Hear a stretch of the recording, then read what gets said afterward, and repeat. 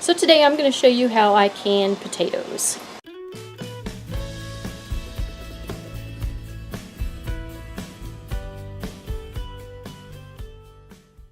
First of all, you peel and you cut all your potatoes up into uniform pieces, or at least as uniform as possible.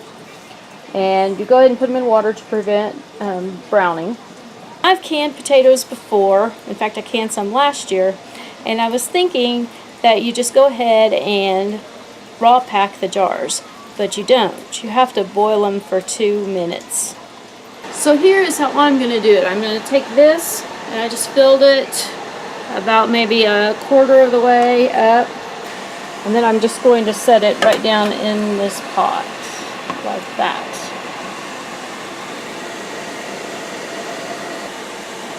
And I'll wait for it to start boiling. And when it does, then I will set the timer for 2 minutes. I also forgot, before you really start, you should get a big pot of water boiling, so that way you can pour it over the potatoes in the jars. And get your lids heating up in a saucepan. And add 2 quarts of water to your canner and get it heating up. Once your potatoes are done boiling, then you'll want to fill up your jars. Normally a canning funnel would be a whole lot easier to do this with, but I can't find mine at the moment. And actually adding potatoes to the jars like this isn't really that bad.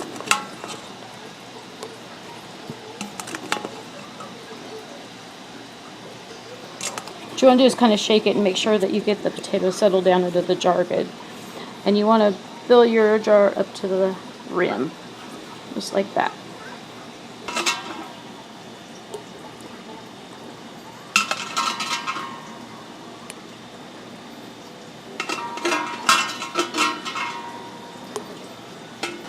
Now before we get started, I will say that it's very important that you follow the instructions that come with your own canner, because each canner is different.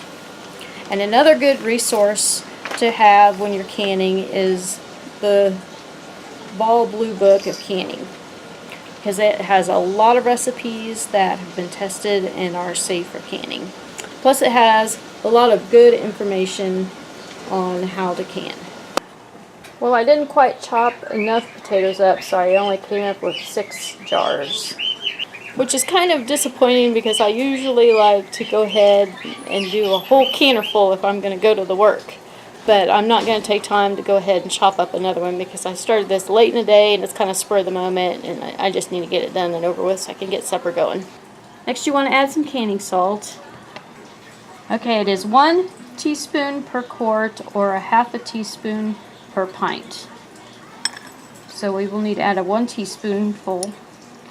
Now I only have a half a teaspoon right now because I can't find the rest of my set. I'm just so disorganized today.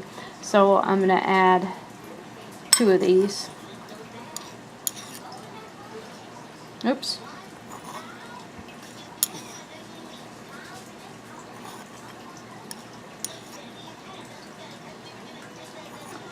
Okay, now once you've got your salt added, then you need to add your boiling water.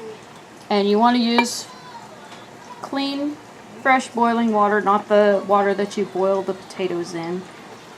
And you want to be sure that you fill the water just to under the rim right there.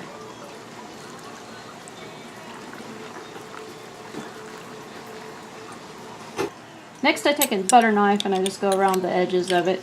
I know that something plastic probably works a lot better for this, but I don't have anything right now. And you just want to do this to get all the air bubbles out. Then next you just want to wipe the rims down really well.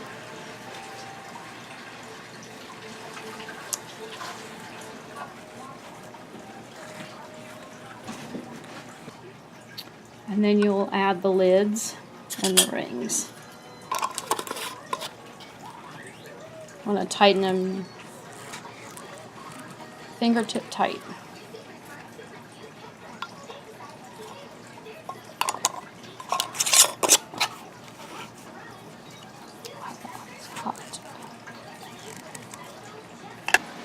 Okay, now it's time to add them to the canner.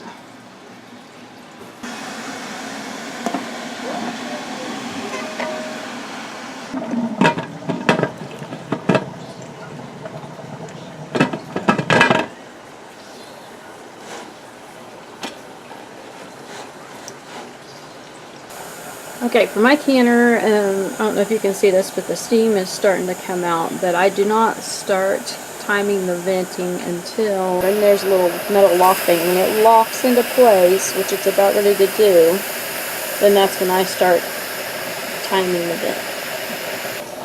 And of course, I was standing there watching and watching and watching, then I got tired of holding the camera, so I thought, well, maybe be a little bit, and then once I took the camera off, it locked.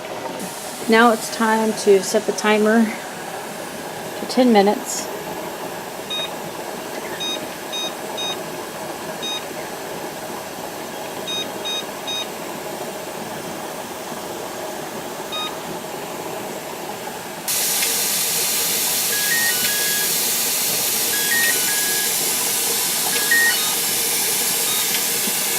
Okay, so now it is done bending, so what I'm going to do is put on the weight, and the potatoes have to be processed at 15 pound pressure for 40 minutes.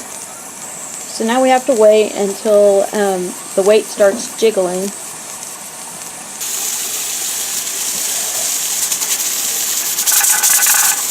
Okay, so my weight is starting to jiggle, so I'm going to turn down the temp a little bit. And then I'm going to set the timer for 40 minutes.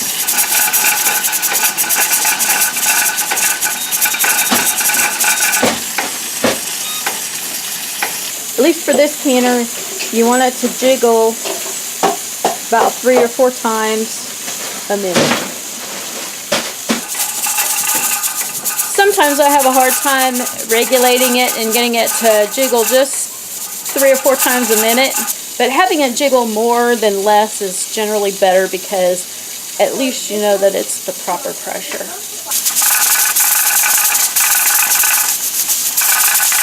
Once it's done, you just remove it from the heat and you let it set until it cools down and all of the pressure is released.